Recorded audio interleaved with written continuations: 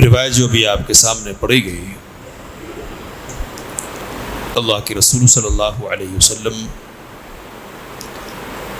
نے اس میں کئی ایک اخلاقی باتوں کی ہدایت فرمائی ہے۔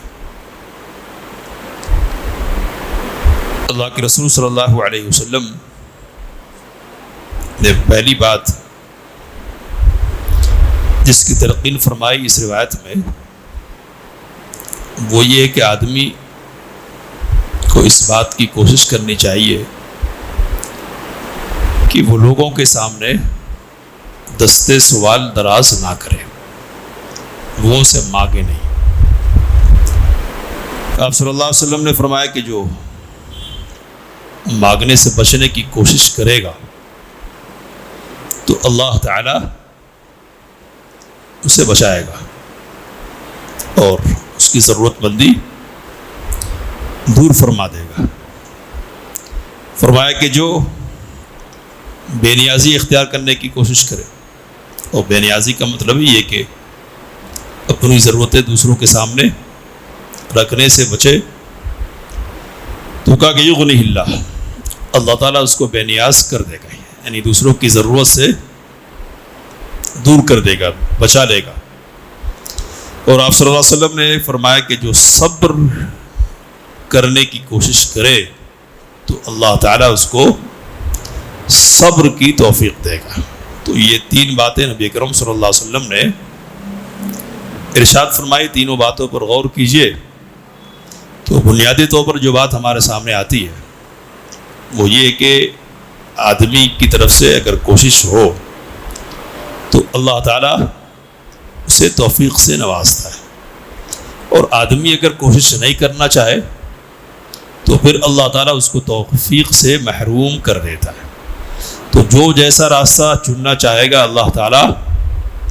اس کو ویسے ہی راستے پر لگا دے۔ تو اگر کوئی بچ کر ہاتھ نہ پھیلانے کی پوزیشن سنبھال کر جینا چاہے تو اللہ تعالیٰ ویسے ہی زندگی دیتا ہے اس کو، اور کوئی اس طرح جینا چاہے کہ وہ لوگوں کے سامنے ہاتھ پھیلائے تو اللہ تعالیٰ اس کے لیے فقر کا دروازہ ایسے ہی کھولتا اور اس کو محتاجی بنا کر جینے کے لیے چھوڑ دیتا ہے۔ تو کوشش اس بات کی ہونی چاہیے کہ بالکل اضطرار کی کیفیت نہیں ہو جائے، اس وقت تک آدمی زبان نہ کھولے اور ہاتھ نہ پھیلائے، اور پہلے دم پر اور پہلے مرحلے پر اس کی کوشش یہ ہو کہ جس کی طرف سے یہ صورت پیش آئی ہے نا اس کے سامنے بات رکھی جائے اور اس سے عرض کیا جائے کہ اے اللہ، ضرورت تو نے ڈالی ہے تو اس کی تکمیل کا سامان بھی تو ہی پیدا کرنے والا ہے، تو تجھ سے سوال کرتے کہ تو اس کی تکمیل کا سامان کر دے۔ ظاہر سی بات ہے کہ یہ جو خوبی ہے اور خسرت ہے اس وقت پیدا ہوگی جب کہ آدمی کے اندر صبر کی دولت ہو، یعنی جس حالت میں بھی ہے اس کو گوارا کرنے کی صلاحیت اس کے اندر ہو۔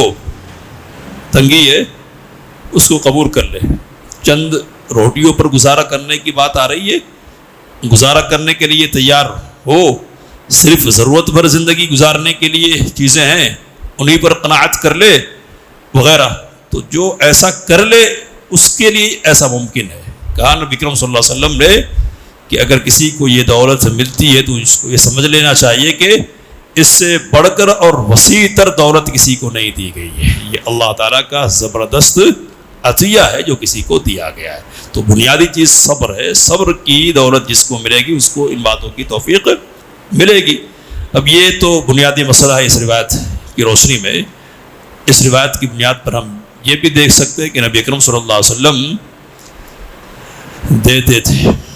یعنی نبی اکرم صلی اللہ علیہ وسلم کا امتیاز کیا تھا؟ سخاوت کرنا، خرچ کرنا۔ تو جو کچھ ہے خرچ کر دیا۔ لوگ مانگنے آتے نبی اکرم صلی اللہ علیہ وسلم سے تو آپ صلی اللہ علیہ وسلم دیتے تھے۔ خرچ کرنے کے اس مزاج کے ساتھ نبی اکرم صلی اللہ علیہ وسلم نے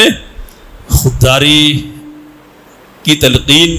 بھی فرمائی، اور جب بھی آپ صلی اللہ علیہ وسلم نے یہ محسوس کیا کہ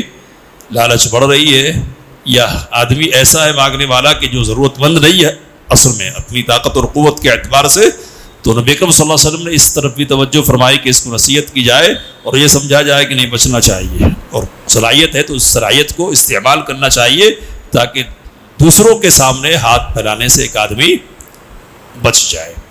اللہ سے دعا کی باتوں کو سمجھنے، اس کام لینے کی توفیق عطا فرمائے۔ آمین وآخر دعوانا الحمدللہ رب العالمین۔